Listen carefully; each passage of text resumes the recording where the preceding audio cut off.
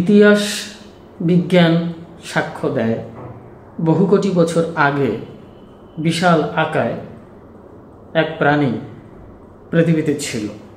তাদের অনেক প্রজাতি আছে, ছোট বড় দিয়ে, কিন্তু বৃহৎ শ্রেণীর যে ডাইনোসর নামক যে প্রাণী, সেই প্রাণীটি প্রায় লম্বা ছিল 190 ফুট দীর্ঘ, উচ্চতা 30 ফুট। বিজ্ঞান ধারণা করছে, অনুমান করছে, বা বিজ্ঞান গবেষণা করে যতটুকু জানতে পেরেছে।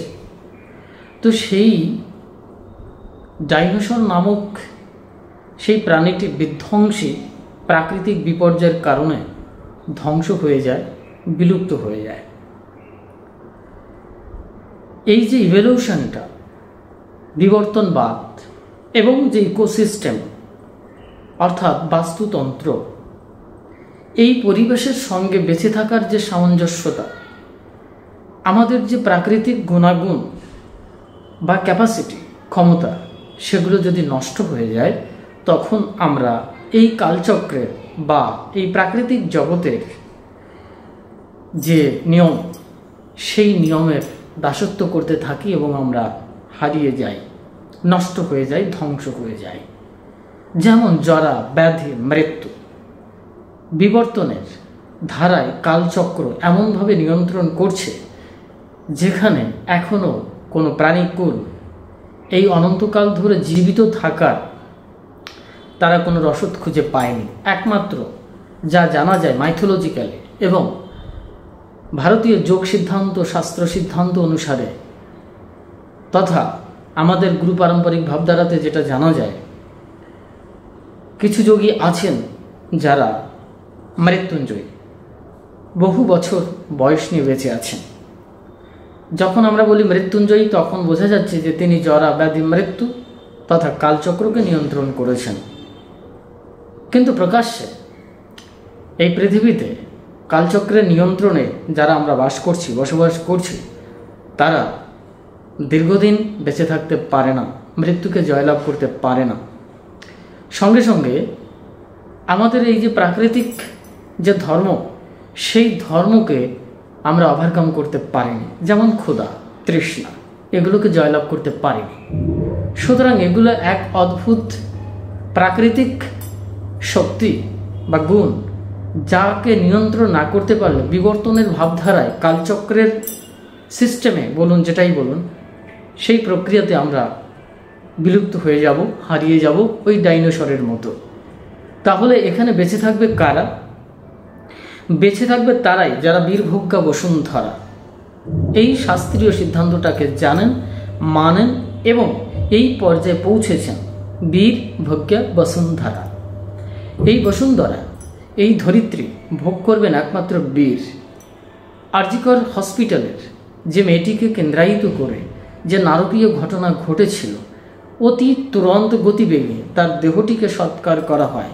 আজকে সে পোস্টমর্টেম রিপোর্টকে নিয়ে এখনো পর্যন্ত 100% শিওরিটির জায়গা আসতে পারছে না।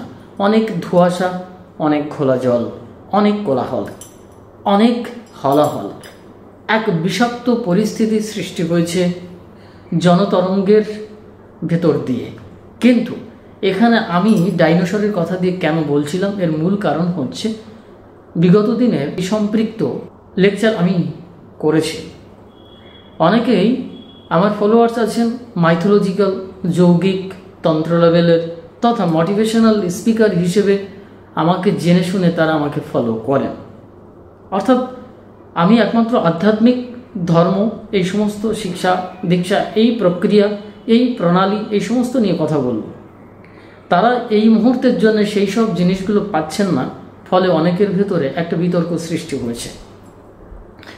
সত্যি আমিও মোটিভেশনাল স্পেস তথা আধ্যাত্মিক জগতের পূর্ণ যে মাইথোলজিক্যাল তথ্যশাস্ত্র, সেগুলো নিয়ে আলোচনা করতে চাই, বলতে চাই সমাজ সংস্কারের জন্য। কিন্তু আধ্যাত্মিক তত্ত্বের ভেতরে এই তত্ত্বটি যে নেই, সেটা কে বলতে পারে? আমরা সমাজে যখন বাস করি, সমাজের একটি শৃঙ্খলতা রক্ষা করতেই হয়। এই শৃঙ্খলতা বা পবিত্রতা বা অহিংসা, এই সমস্ত ধর্মেরই এক একটি অঙ্গ। এগুলোকে যদি আমরা পারস্পরিকভাবে রক্ষা করতে না পারি, তাহলে সেখানে অধর্মের সৃষ্টি হয়, সেখানেই পতন ঘটে যায় আধ্যাত্মিকতার। সুতরাং আমি কথিত যে মাইথোলজিক্যাল যে বিষয়টি সেটা আলোচনা করতে চাইলেও পারছি না, কারণ বর্তমান যে সমাজের পরিস্থিতি, ওয়েস্ট বেঙ্গলের যে পরিস্থিতি তথা ভারতবর্ষের যে পরিস্থিতি, সেটা দেখার পরে এই লেকচারও দিতে ইচ্ছে করছে না। এই আর জি করের ঘটনাকে নিয়েও লেকচার দিতে ইচ্ছে করছে না, কারণ বর্তমান সাম্প্রতিকাল যা দেখছি বিগত 1 মাস গড়িয়ে গেছে। আপনারা জানেন 5 তারিখে সুপ্রিম কোর্টে শুনানি হওয়ার কথা ছিল, সেটাও যে কোনোভাবে ক্যান্সেল হয়ে গেছে। বিতর্কিত একটি চ্যাপ্টার তৈরি হয়েছে DY চন্দ্রচূড়ের অর্থাৎ মহান বিচারকের বিরুদ্ধে। কেউ কেউ অনেক সমালোচনা করছেন, সমালোচনার অনেক জায়গাও আছে। এখন যারা বিতর্ক করছেন সেটা তাদের ব্যাপার। তবে আমি বিগত দিনে যে লেকচারে বলেছিলাম যে কেন্দ্র কিন্তু বিপদে পড়তে যাচ্ছে, এটা একটা বিষয়বোধক চিহ্ন আমি ব্যবহার করেছিলাম, যেটাকে এক্সক্লামেটরি চিহ্ন বলা হয়, বিস্ময়সূচক চিহ্ন। হ্যাঁ, সেখানে কিন্তু তাৎপর্যের যে আলোচনা ছিল সেখানে কিন্তু বলা ছিল যদি সুপ্রিম কোর্ট সঠিক রায় প্রদান না করতে পারে বা CBI তার বন্ধ খামে সঠিক তথ্য না দিয়ে থাকে বা সেখান থেকে সঠিক তথ্য প্রকাশিত না হয়, মনোভূত তথ্য প্রকাশিত না হয়, তাহলে এই উত্তাল জনতরঙ্গ এমনভাবে তরঙ্গায়িত হচ্ছে, একটা পর্যায়ে পলিটিক্যালি এমন রাস্তা নিয়ে যাবে যে এই রাজ্য সরকার সেন্ট্রালকে দোষারোপ করতে শুরু করবে। তার সুর গান কিন্তু তাদের অ্যাসেম্বলি থেকে শুরু হয়ে গেছে। অটোমেটিকই কিন্তু তারা দাবি করছেন CBI-এর কাছে আমরা বিচার চাই, তথা সেন্ট্রাল গভর্নমেন্টের উপরেও চাপ প্রদান করছেন, এরকমও জানা যাচ্ছে। সুতরাং আমার কথার যে বাস্তবতা তার প্রমাণ প্রারম্ভিক সময়ের ভেতরে কিন্তু ফুটে উঠেছে, প্রকাশিত হয়েছে। এখন আমার বক্তব্যটা হচ্ছে যে ধোঁয়াশা কোথায়, দুর্নীতি কোথায়, কোথায় আমাদের প্রবলেম। অনেক বুদ্ধিজীবী আছেন, সবাই বলছেন উই ওয়ান্ট জাস্টিস।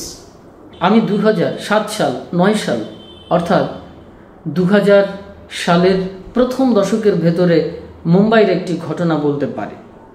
আমরা দেখতে পাই বিভিন্ন মোটিভেশনাল চ্যানেলে, বিভিন্ন সংবাদ মাধ্যমে সেখানে একটা মারাত্মক মামলা ঘটেছিল, তার বিচার করতে করতে 10 থেকে 11 বছর চলে যায়। আমরা যদি কামদুনির মামলাটাকে দেখি, আজও তার অর্থাৎ সেই মামলার নিষ্পত্তি হয়নি বলে খানিকটা আমাদের ধারণা রয়েছে। এই কামদুনির ঘটনাটি 2013 সালের, ভাবতে পারছেন আজকে 2024 সাল, 11 বছর। এখন এর পেছনে রহস্য কোথায়, ধোঁয়াশা কোথায়, সমস্যা কোথায়? অনেকে আইনের দোষ দেবেন, অনেকে পলিটিক্যাল লিডারদের দোষ দেবেন, অনেকেই প্রশাসনকে দোষ দেবেন। আমি বলবো যে প্রত্যেকটি জায়গায় কিন্তু দোষারোপের চিহ্ন রয়েছে। এই জন্য বললাম ডাইনোসরের যে পৃথিবীতে না টিকে থাকার যে পরিস্থিতি তৈরি হয়েছিল, যে বিধ্বংসী প্রাকৃতিক দুর্যোগ তাকে ধ্বংস করে দিয়েছিল, তাকে বিলুপ্ত হয়ে যেতে হয়েছিল, তার মূল কারণ ছিল এক অদ্ভুত ইকোসিস্টেম, সামঞ্জস্যতা মেনটেন করার সিস্টেম। সেটা কি? ধরুন যে এখন আন্দোলন হচ্ছে, সবাই আন্দোলন করছেন উই ওয়ান্ট জাস্টিস বলে। এটা বহু বছর আগের থেকে এই উই ওয়ান্ট জাস্টিসের শব্দগুলো লেখা প্লাকার্ডে বা ব্যানারে বা আন্দোলন মিছিলে, এ বহু বছর আগের, এটা পুরনো। এই পুরনো লাইনটি আজও পর্যন্ত ব্যানারে ব্যানারে আমাদের মুখে মুখে ঘুরছে। আলটিমেটলি রাত্রিতে 4 মিনিট অন্ধকার করে দিলাম, রাত্রিতে রাস্তা দখল করে নিলাম, এবং অনেক শিল্পীরা আছেন ছবি এঁকে প্রতিবাদ করছেন, রাস্তায় উই ওয়ান্ট জাস্টিস বলে লিখে, রাজপথে লিখে তারা প্রতিবাদ করছেন, ধোলাইও খেয়েছেন। সেটার প্রমাণ সম্প্রতিকাল সংবাদ মাধ্যমে আপনারা দেখতে পাচ্ছেন, ধোলাই খেয়েছে। একটি ছেলে ধোলাই খাচ্ছে, তাকে মারছে, আশেপাশে যারা প্রতিবাদী শিল্পীগণ ছিলেন তারা যে কতটুকু প্রোটেক্ট করেছেন একসঙ্গে, সেটা ক্যামেরার সামনে দেখলেই বোঝা যাচ্ছে। সুতরাং এই যে বিভিন্ন শ্রেণীর মানুষ বলছেন শিল্পী তার শিল্পত্বে প্রতিবাদ করবে, কবি তার লেখনীতে প্রতিবাদ করবে, ডক্টর তার এই যে রাস্তায় নেমে যে সমস্ত ডক্টররা যেভাবে আন্দোলন করছেন, অ্যাডভোকেট আন্দোলন করছেন, রাজনৈতিক নেতারা আন্দোলন করছেন, ভিন্ন ভিন্নভাবে আমিও লেকচার দিচ্ছি, এই লেকচারের মাধ্যম দিয়ে প্রতিবাদ বা আন্দোলন করছি, ভিন্ন ভিন্ন শ্রেণীতে ভিন্ন ভিন্ন ভাবে আন্দোলনটা সৃষ্টি হচ্ছে। কিন্তু এই আন্দোলনের পূর্ণ রূপরেখা কোথায়, দুর্বলতা কোথায়? দেখুন, সেটা হচ্ছে আমরা জিসাস খ্রাইস্টের একটি কথা বলবো যে জিসাস খ্রাইস্ট এত বড় মহান প্রেমিক যুগাবতার ছিলেন, তা কেউই অস্বীকার করতে পারবে না, সারা পৃথিবীর মানুষ অস্বীকার করতে পারবে না। কিন্তু তিনি নিজের দেহকে ছেড়ে দিলেন তাদের হাতে, শত্রুর হাতে। এটার মানে কি তিনি নরমপন্থী ছিলেন? না, তিনি কিন্তু গণ অভ্যুত্থান নিয়ে এসেছিলেন। উনি যেদিন দেহ রাখেন বা দেহ রাখবেন বা শত্রুদের হাতে নিজেকে তুলে দেবেন, তার পূর্বেই কিন্তু হাজার লাখো মানুষের গণ অভ্যুত্থান তিনি সৃষ্টি করেছিলেন। এবং তিনি তাকে বিসর্জন দিয়ে প্রমাণ করতে চেয়েছিলেন, শাস্ত্রে যেটা লেখা আছে, খ্রিস্টান বা আব্রাহাম শাস্ত্রে যেটা লেখা আছে, সেই শাস্ত্রীয় সিদ্ধান্তে এই জিসাস খ্রাইস্ট কিন্তু যুগাবতার। তাকে কেউ মানতে চায় না, তাকে মানানোর জন্য নিজেকে বিসর্জন দিয়েছিলেন। তার মানে নেতাজির পরিভাষায় সত্য অন্বেষণ না করা পর্যন্ত আমরা চুপ করে বসে থাকবো না বা থাকা উচিত নয়। জিসাস খ্রাইস্ট সেইটাই করেছিলেন, প্রকৃত সত্যকে উদ্ঘাটন করবার জন্য নিজেকে বলি দিয়েছিলেন। আন্দোলনের তীব্রতা, প্রতিবাদের তীব্রতা, উই ওয়ান্ট জাস্টিসের প্রতিবাদের যে তীব্রতা, সেটা কোন মাত্রায়, সেটা জিসাস খ্রাইস্টকে লক্ষ্য করতে হবে। সেখানে সফলতা এসেছিল। এই যে বিদগ্ধ বিসর্জন, বলি দেওয়া, আত্মবলিদান থেকে স্বাধীনতা আসে, জীবন বলি থেকে স্বাধীনতা আসে। ভারতবর্ষের যে স্বাধীনতা এসেছিল, সেখানে কিন্তু কবি, সাহিত্যিক, সাধক, ঋষি অনেকেই ছিলেন। অনেকেই বলবেন কবিরা শুধু কবিতা লিখে আর গান লিখে প্রতিবাদ করবেন, এটা ভুল ধারণা। আমাদের বিদ্রোহী কবি বা সাম্যের কবি, সাম্যতার কবি এবং স্বাধীনতার মহান কবি তিনি হচ্ছেন কাজী নজরুল ইসলাম। তিনি লিখেছেন, সঙ্গে সঙ্গে তিনি যুদ্ধ করেছেন এবং তার যে রক্তের যে অগ্নিদগ্ধ স্থিতি তৈরি হয়েছিল, সেটা তার ব্যক্তিগত জীবনী অধ্যয়ন করলে, ইতিহাস ঘাটলে জানা যায়। আমরা সাধক হিসেবে ঋষি অরবিন্দকে দেখব। তিনি যেমনি একাধারে বিদ্বান, তেমনি একাধারে সাধক, তেমনি একাধারে বিপ্লবী নেতা। ভাবতে পারছেন? আমরা যদি নেতাজি সুভাষচন্দ্র বোসকে দেখি, তাহলেও সেখানে দেখতে পাই তিনি একজন যোগী, সাধক, আদর্শবান মহান পুরুষ। কিন্তু তার ব্যক্তিগত জীবনে ব্রিটিশদের বিরুদ্ধে যে বিদ্রোহ সৃষ্টির যে আকাঙ্ক্ষা এবং তার যে ভূমিকা, সেই সবের কারণেই কিন্তু আজকে ভারতের স্বাধীনতা এসেছে। ব্রিটিশরা আপনাদের কাছে ওই তুলোর মতো করে আরাম আয়েশে আঙ্গুলের বুলবুলুনি খেয়ে স্বাধীনতাটা দিয়ে যায়নি। নরম পন্থা থেকে স্বাধীনতাটা আসেনি, চরম পন্থা থেকেই স্বাধীনতার এই উৎস তৈরি হয়, সেখান থেকে এসেছে। এই জন্য জিসাস খ্রাইস্ট একাধারে যেমনি প্রেমাত্মিক ছিলেন, তেমনি একাধারে বিদ্রোহী ছিলেন। সত্যকে প্রতিষ্ঠা করবার জন্য তিনি নিজেকে বলি দিয়েছিলেন। তেমনি আজকের আরজিকরের ঘটনাকে কেন্দ্রায়িত করে যে মেয়েটি চলে গেছে, এই বিদগ্ধ পরিস্থিতি, এবং আজও পৃথিবীতে, আজও ভারতবর্ষে আনাচে কানাচে এই ঘটনা এখনো ঘটেই চলেছে, তারপরেও আমাদের ভেতরে সত্যিকারের আত্মবলিদান, আত্মবিসর্জন এবং বলি দেওয়ার যে প্রবণতা, নিজেকে সম্পূর্ণরূপে যে বিসর্জন দেওয়ার যে প্রবণতা, সেইটা কি তৈরি হয়েছে কি? আমরা সম্প্রতিকাল বাংলাদেশের একটি ঘটনা না বললেই নয়, বলছি আমি। অনেকে বলবেন যে উনি ওখানকার কথা নিয়ে বলছেন। না, সত্যিকারের ওনাদের ওখানে 1952 এই যে তখনও ভাষা আন্দোলনের প্রেক্ষাপটে ছাত্র আন্দোলন হয়েছিল, সেখানে কত ছেলেদের প্রাণ চলে যায়, ইউনিভার্সিটির কলেজের ছেলেদের মেয়েদের প্রাণ চলে যায়। তার ফলে আজকে কিন্তু তাদের মাতৃভাষা বাংলা। পরবর্তীকালে 1971, পরবর্তীকালে বিংশ শতাব্দী, একবিংশ শতাব্দীতে এসে সম্প্রতিকাল স্বৈরতান্ত্রিক সরকারের বিরুদ্ধে, কোটা বিরুদ্ধে তারা সংগ্রাম করতে গিয়ে, শান্তিপূর্ণ মিছিল করতে গিয়ে একটা সময় তারা এতটা ক্ষিপ্র এবং তীব্র প্রতিবাদী হয়ে উঠল যে তারা বন্দুকের সামনে বুক খুলে পেতে দিল এবং মরেও গেল, মেরে ফেললো। আরও জোরালো হলো, তারা হাসতে পারেনি, তারা কাঁদতেও পারেনি, তারা শুধু আগুন নিয়ে, বুকে আগুন নিয়ে তারা ছুটেছিল। সত্যিকারের তারা সেই আসন থেকে তাকে টলাতে পেরেছিল, স্বৈরতান্ত্রিক স্বৈরাচারিতাকে সেই আসন থেকে টলাতে পেরেছে। তারপরে কিন্তু তারা সেই ডক্টর ইউনূসকে যখন সামনে পেয়েছিলেন, সেই সময় গিয়ে তারা একটু একটু করে মিসকে হেসেছিলেন, কিন্তু প্রকাশ্যে ক্যামেরার সামনে হাসতে পারছিলেন না। যে সমস্ত বুদ্ধিজীবীগণ বলেন যে এই সমস্ত সেলিব্রিটি বা আন্দোলনকারীরা হাসতেই পারে, কেন হাসবে না? না, যতক্ষণ না আমার বোনের, আমার মেয়ের এই নারকীয় ঘটনার সম্পূর্ণ তদন্ত না করতে পারছি এবং বিচার করতে না পারছি এবং সেই পশুদেরকে, জানোয়ারদেরকে বের করে না আসতে পারছি, ততক্ষণ হাসি আসতে পারে না। যাদের আসছে বুঝতে হবে, যারা হাসছে বুঝতে হবে যে সত্যিকারে তাদের মেয়েটি ধর্ষিত হয়নি। তথাকথিত আন্দোলন হচ্ছে, অনেকেই এটাকে নিয়ে বিতর্ক করবেন, কিন্তু সম্প্রতিকাল শুভেন্দু বাবুর একটি কথা, বক্তব্য আমি শুনছিলাম, যেটা আমি 15 অগাস্ট আরজি করে গিয়ে সেই ধর্ণা মঞ্চের সামনে একটি কথা বলেছিলাম যে জবাব চাই। কিসের জবাব চাই? হটাও স্বৈরতান্ত্রিকতা। আমি এই কথা বলেছিলাম, সেটা কেন্দ্র হোক, সেটা রাজ্য হোক, সমগ্র দেশ বা সমগ্র বিশ্ব হোক। আমি নিরপেক্ষভাবে বলতে চাই যে আমাদের স্বৈরতান্ত্রিকতা হটাতে হবে। এখন সারা ভারতবর্ষে বা পশ্চিমবঙ্গে বিশেষ করে আমরা এখন আলোচনা করছি, তাই বলছি, এখানে এক চরম স্বৈরতান্ত্রিকতা চলছে। সব কিছু প্রমাণ হয়ে গেছে। লাশটাকে পুড়িয়ে দিল দ্রুত গতিতে, মেয়েটির শরীরটাকে পুড়িয়ে দিল। এখানেই তো ক্লু রয়েছে, এখানেই তদন্তের মূল রিপোর্টটা এখানেই রয়েছে প্রকাশ্যে, অথচ সবাই বলছে প্রমাণ লোপাট হয়ে গেছে। কে পুড়িয়ে দিতে বলল?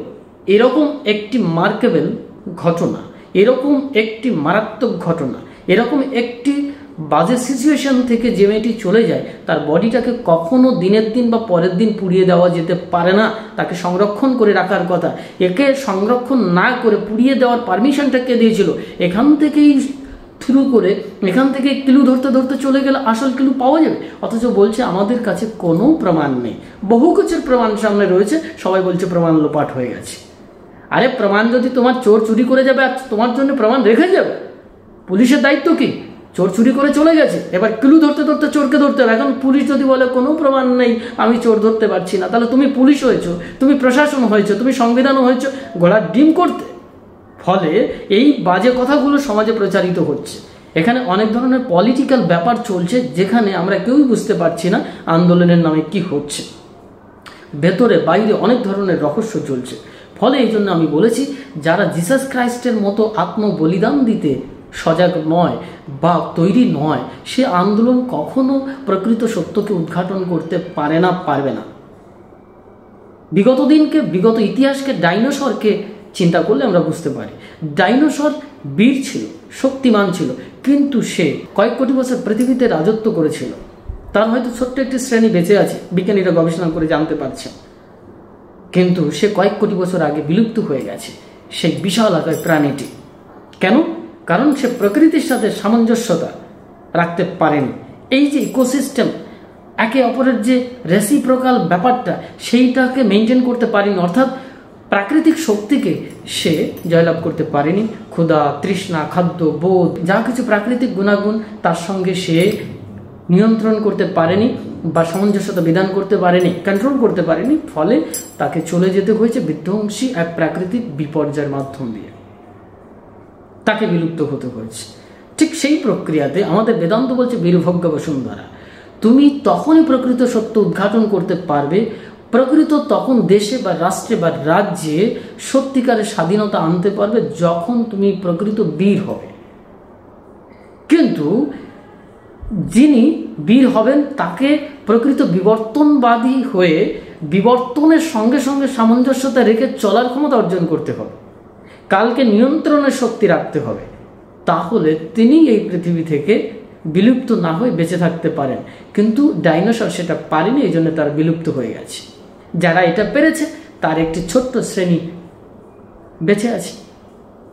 ঠিক সেই প্রক্রিয়াতে এই পৃথিবীতে একমাত্র সেই বীর, যিনি বীর, তিনি একমাত্র টিকে থাকবেন। জিসাস খ্রাইস্টের মতো। কিন্তু আমাদের সেই আন্দোলনের তীব্রতা কোথায় চলে যাচ্ছে বললেন যে কি,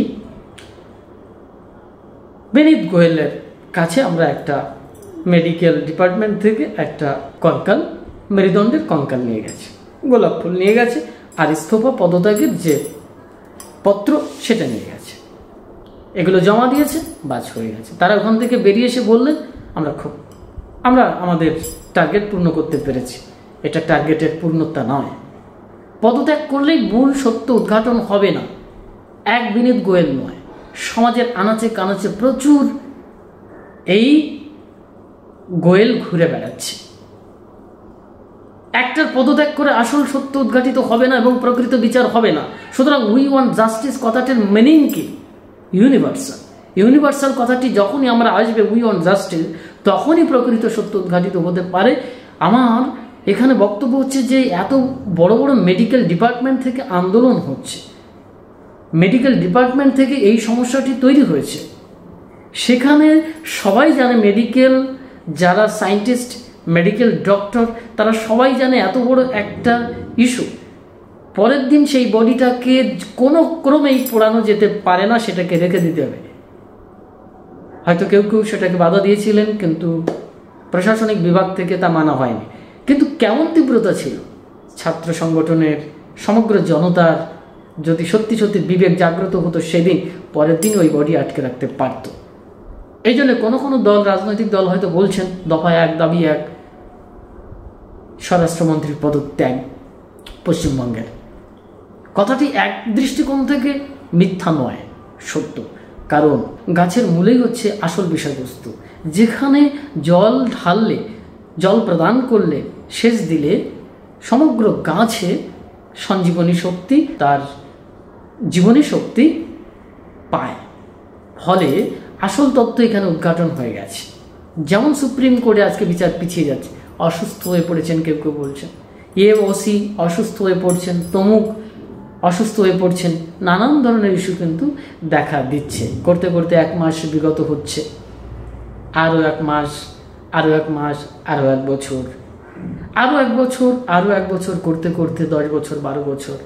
আলটিমেটলি মানুষ এই উই ওয়ান্ট জাস্টিস বিগত দিন থেকে কয়েক দশক ধরে ভারতবর্ষে বলেই চলেছে উই ওয়ান্ট জাস্টিস। আসলে কি সত্যিকারের বিচার প্রতিষ্ঠিত হয়েছে? চাই গণ অভ্যুত্থান। গণ অভ্যুত্থান আনতে হবে। ফরাসি বিপ্লবের মাধ্যম দিয়ে যেমন দুর্গকে, বাস্তিল দুর্গকে ধ্বংস করে দিয়েছিল, ঠিক সেই প্রক্রিয়াতে স্বৈরাচারিতা, স্বৈরতান্ত্রিকতার যে দুর্গ, সেগুলোকে একেবারে নিপাতনে সিদ্ধ করতে হবে, চরমভাবে সেগুলোকে ধ্বংস করে দিতে হবে। প্রকৃত সত্যকে উদ্ঘাটন করতে গেলে আমাদের নিজেদেরকে বলি দিতে হবে। কিন্তু আমরা সবাই নরমপন্থী ভাবে শান্তিপূর্ণ শব্দটি বলেই আন্দোলন করছি। দেখুন, মোমবাতি জ্বালাচ্ছেন, একটি ক্যান্ডেলের পেছনে 10 টাকা, 15 টাকা খরচা হচ্ছে, 5 টাকা খরচা হচ্ছে। এইরকম মাঝে মাঝে রাত দখল করছেন আর মোমবাতি জ্বালাচ্ছেন, চলে যাচ্ছে হাজার হাজার টাকা, লক্ষ লক্ষ টাকা ব্যয় হয়ে যাচ্ছে। খাওয়া নাওয়া বন্ধ করে আসল তথ্য এবং সত্য উদ্ঘাটিত হচ্ছে কিনা, আসল বিচার পাওয়া যাচ্ছে কিনা? আসল বিচার কিন্তু নিভৃতে কাজ। আসল বিচার কোথায়, কোন কালে পাওয়া যাবে বলা খুব কঠিন।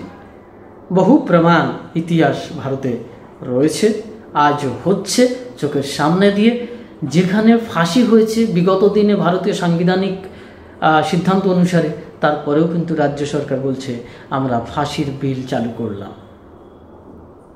পাবলিককে বোকা বানানোর কত রকমের রাস্তা যে পলিটিক্যালি চলছে, সে মানুষ দেখেও দেখতে পারছে না।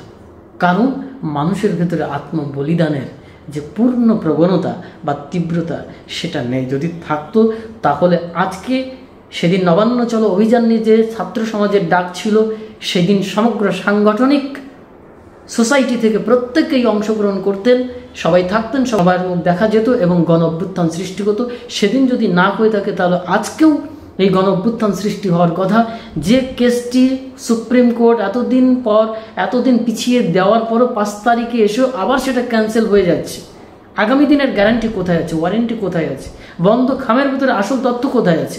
এই যে সন্দীপ বাবু, এই যে ধনদীপ বাবু, এসব আইওয়াশ প্যাকিং এটা আইওয়াস ছাড়া আমার তো কিছুই মনে হচ্ছে না। কদিন ধরে ওই ভলেন্টিয়ার্সকে নিয়ে খুব মারামারি করলো, কাটাকাটি করলো, নানান কিছু করলো। ইমিটেশন সমাজে ম্যাক্সিমাম ক্ষেত্রে ইমিটেশনের গোল্ড চলছে। ইমিটেশনের অলংকার যেমন পরা হয়, এই জনগণ ইমিটেশনের গোল্ড বা অলংকার পরতে খুব পছন্দ করে।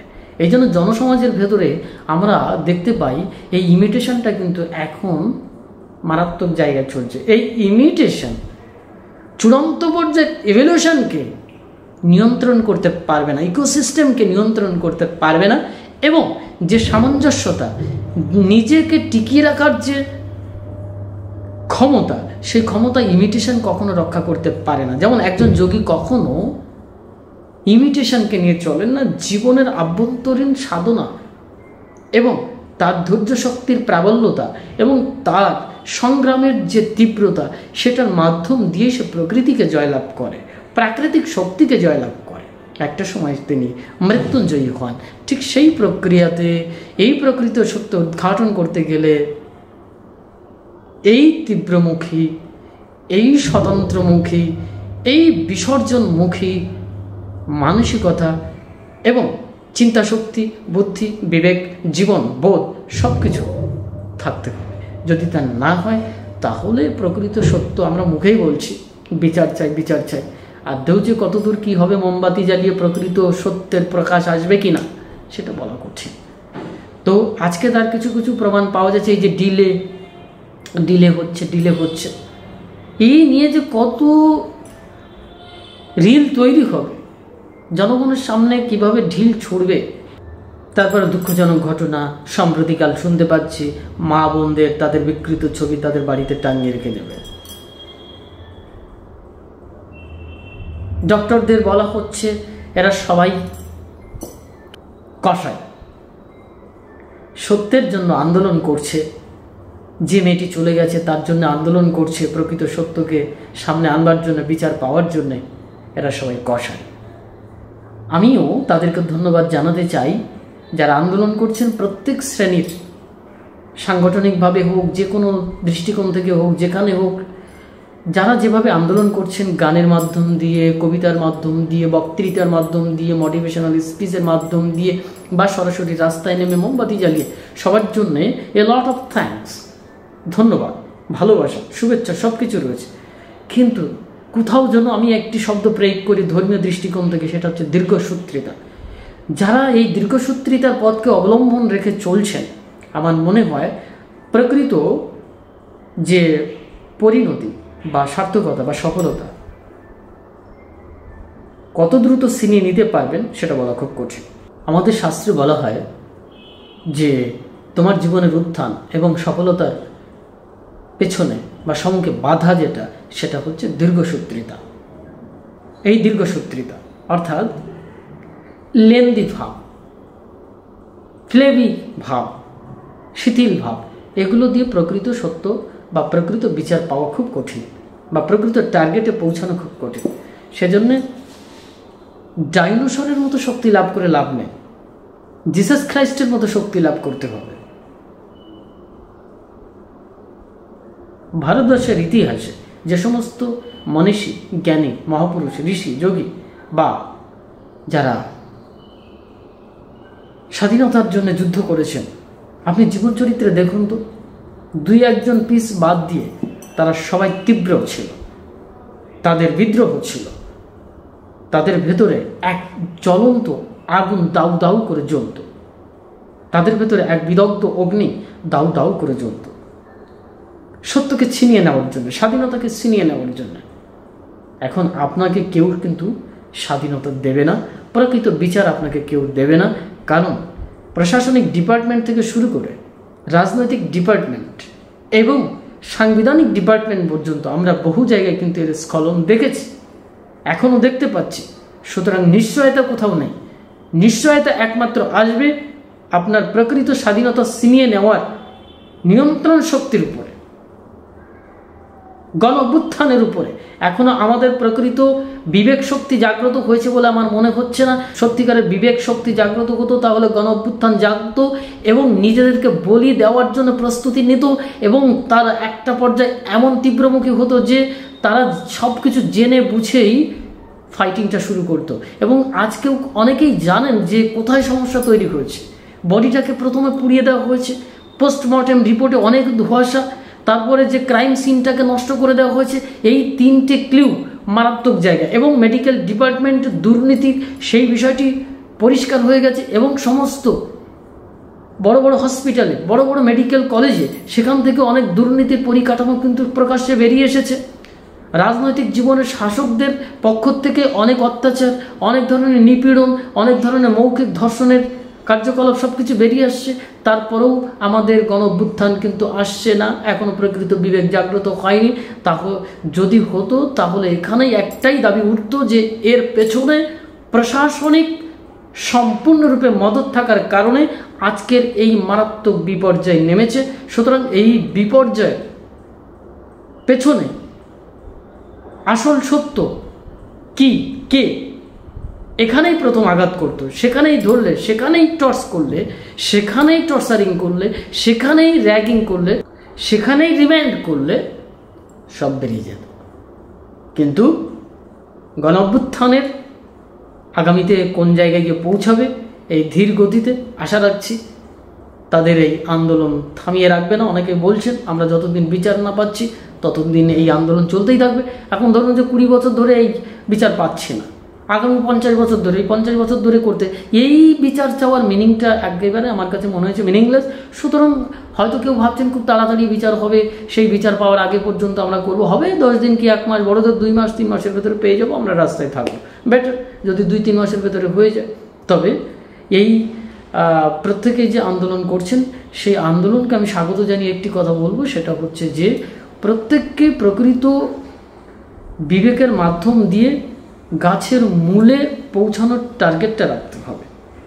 আদারওয়াইজ দীর্ঘসূত্রিতা কাজ করছে, অনেক ডিলেমি কাজ করছে, অনেক জায়গা প্রশাসনিক থেকে শুরু করে সাংবিধানিক জায়গায় কিন্তু অনেক ধরনের সমস্যা কিন্তু আগামীতে ক্রিয়েট করবে। ফলে তখন কিন্তু ব্যর্থতা আমাদেরকে গ্রাস করবে। আর এই বিপর্যয়ের পেছনে যারা ছিল তারা বিগত বছর থেকে শুরু করে আগামী অনাগত ভবিষ্যৎ পর্যন্ত তারাই চালিয়ে যাবে। সমাজের এই ব্যভিচার, এই অনাচার, এই ধর্ষণ, এই দুর্নীতি মুক্ত হবে না। সুতরাং একজন প্রশাসনিক ডিপার্টমেন্টের গোয়েল বাবু নয়, প্রত্যেক জনগণই জানে মোড়ে মোড়ে, বিভিন্ন স্থানে, স্বাস্থ্যক্ষেত্রে, শিক্ষাক্ষেত্রে, সমস্ত জায়গায় দুর্নীতি, সমস্ত ক্ষেত্রে স্বৈরতান্ত্রিকতা। তারপরেও মানুষ বলছে ওই বিচার চাই। আরজি করের বিচার, আরজি করের ঘটনা প্রত্যেক মোড়ে মোড়ে হচ্ছে, আগামীতে প্রত্যেক ঘরে ঘরে চলে আসবে। শুধু মোমবাতি জ্বালিয়ে আমার মনে হয় না প্রকৃত কোনো সমাধান খুঁজে পাওয়া যাবে। আমার মনে হয় ভেতরের অগ্নি প্রজ্বলন করতে হবে, চোখের ভেতরে অগ্নিশিখা আনতে হবে এবং শারীরিকভাবে, মানসিকভাবে তীব্রতা থাকতে হবে এবং নিজেকে বলি দেওয়ার মানসিকতা রেখে যুদ্ধ করতে হবে, সংগ্রাম করতে হবে। তাহলে প্রকৃত স্বাধীনতা, প্রকৃত সত্য উদ্ঘাটনের সম্ভাবনা থাকতে পারে।